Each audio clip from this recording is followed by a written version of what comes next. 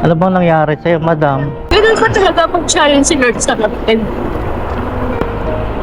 Ganun ba mag-challenge si Lord?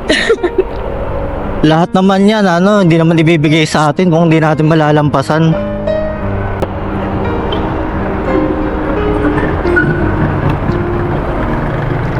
Tama ako kaya.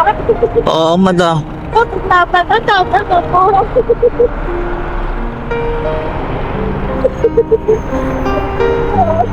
Sige, ma'am, okay lang yan. Alam mo, minsan, mas nakakagaan ang loob yung magkwekwento ko sa iba. Kasi ko, ito kasi yung kuya. Ever since, yung partner ko po, para sa akin, kuya. Never met him na also kuya. Sorry po ha. Ito po talaga ako. Okay po ba? Sige, madam, okay lang. Wala mo siya mapagsabihan kuya.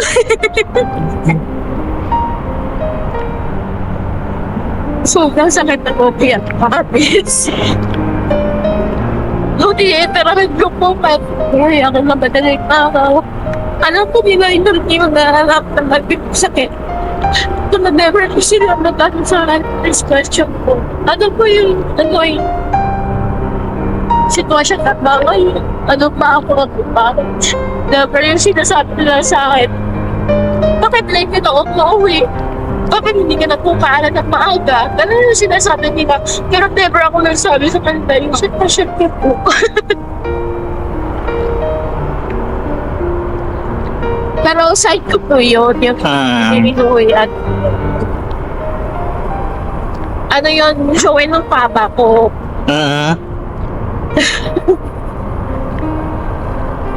Yung ano kasi yung partner ko, ever since magiging 11 years na po kami etong December. Tagal na, madam. No? Ang tagal nyo na. Opo. Shit, I just naging loyal sa akin. For 11 years? For 11 years. Simulat sa call, umpisa, naging narelasyon ko siya. Siya perfect para sa akin. Hindi siya perfect to, matinag naman hindi siya. Hindi alam mo mabigla ko. Siya, another even partner. Marami nagsabay may dalawa. Never ako na sa family. Naniis mo yun. Nagsama ako. Binalo ko siya. Nag-stay ako sa kanya. She's better than me. Nagkamali siya. Pag siya na yung kamali ko, ha? Siya yung nagkamali. Ako yung nagmamakapag. Huwag akong iwan. Para sa mga bata. Diba? Martyr na yun. Diba, kuya? Tama po ako. Tama naman. Ilan na ba ang baby nyo? Kasi po nga, sa pangaday namin, nag-iis po ako. Nag-set ko siya, nag-up siya.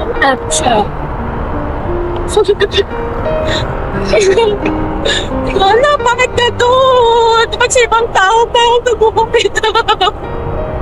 Tagyan ko siya, kalagyan siya. Mahal mo siya. Siya nag-iwalayan niya ako. Nagmamakaawa ako. Nagmamakaawa ako, mag-iwan. Kasi mahal ko siya, ayaw ko mawalan ko ng tatay yung anak ko. Tama po ba? Di ba po yung tama? Hindi ako nag-suffer. Yatak ko siya, pero hindi nag-up siya. Is now, yung panganay ko is already 10 years old. Nasunantot ng pangalawang anak namin. Yung pangalawang anak namin, already 4 years old on November. Magkasunod na yung anak ko yung pangalan tsaka yung bunso ko. Yung bunso ko is 2 years old itong November 30. Yung panganay ko, December 24. Should let them accept. Tipali na po. Yeah. Sorry, okay lang po ba? Okay lang, madam. Sige lang. Tapos, isa-isa asawa. Ayaw ko wala. Tatay, Kuya, pwede po ba magalan? Pabilis ba tayo? Tinanggap ko po siya ulit. Huwag ka mag-alala, kuya. Alam ko na yung pataan sa amin. Tinanggap ko siya ulit. Sabi ko siya kasi, sa panganay ko pala, kaya ko iwan ko kasi mga babae ito. Pero mali pala po yan yun. Tapos, ulitin pa rin yun. Pati, dalawa na yung anak ko. Pero bakit ako na yung nagnasakat ako na? Bakit ako yung nagnasakat ko ba? Alam mo, madam, lilipas din yan. Alam ko yung nililipas ko yan, pero bakit ako nasaktan? Siyempre, bago pa lang eh. Siguro, may dahilan kaya nangyari sa yan. Baka ito na yung baka ito na yung way para makawala ka. Bigyan mo ka ng way. Ano ba yung decision ko? Tawa ba yung way ko? Tawa ba yung... Lagi... Bigay mo ka lang sa akin. Kasi ako tawa. Sabi ko yung hinihingi ko yan sa Panginoon. Kasi sa unang anak namin, nag-rape yun. Ano sabi ko? Ayaw ko wala sa kanya, sa pamilya. Kasi baka mo babae ko, baka magloko. Pero mali pa rin po yan. Ginawa niya pa rin yung first baby na.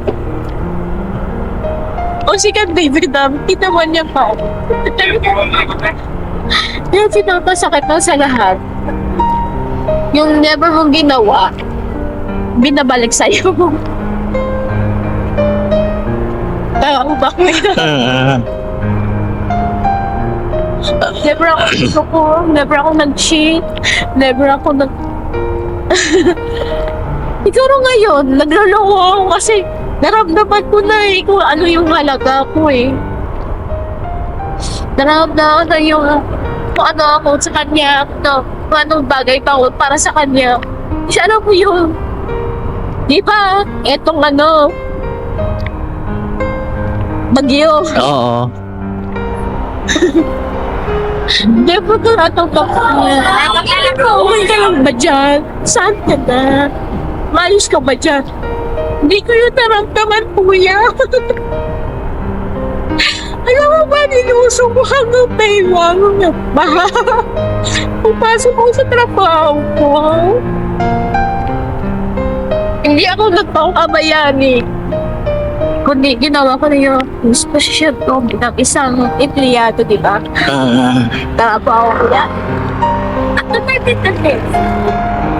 Walang importante siya bilang isang empleyado, tama pa ako kuya? Oo. Ginawa ko yun, pumasok pa. Wala akong masakyan. Dati ko sa SL ko, sa Paresa, na po, hanggang tao na po yung baha. Pero, lulusubit ko pa rin kahit alam ko, empleyado kasi ako eh. Kailangan ko trabaho, kailangan ko para sa mga anak ko. Yun yung panindigan ko kasi kuya. Alam mo kahit sisirano ko ng mga katrabaho ko, naglalaban ko para sa mga anak ko. Nagawa kasi, Nakako ba ako yan? Oo, madam naman. Sabi kuya, mag-open na ako na kilala. Please, naging open up ako. Okay lang yun. Ano, nabawas-bawasan ba yung bigat sa dibdib mo? Kaya mo yan, madam. Lilipas yan.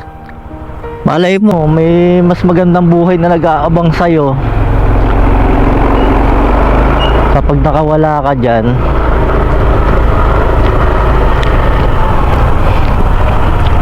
ano ka lang. Okay na po yun. Okay na po yun. Saka na. Yan. Si madam, kaya mo yung pinagdadaanan mo. Sige po. Sige.